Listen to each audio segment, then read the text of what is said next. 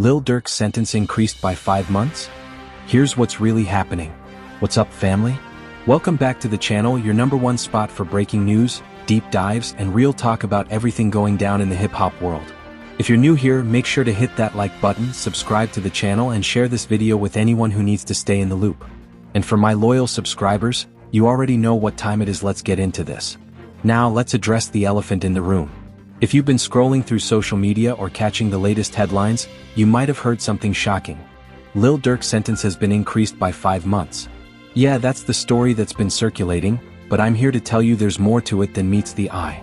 In fact, it's not entirely true, but the real story is just as intriguing. Let's break it all down.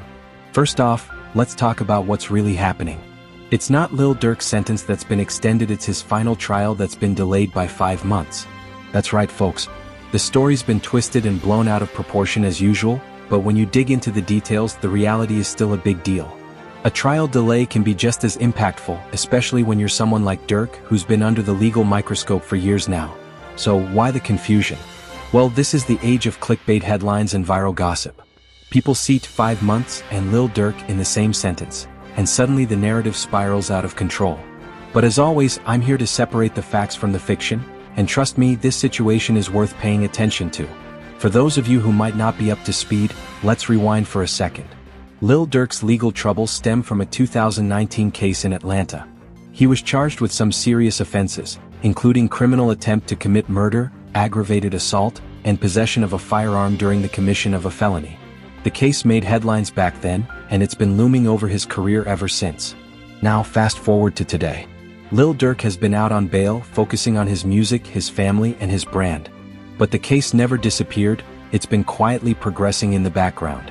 And now, instead of finally reaching a resolution, his final trial has been pushed back another 5 months.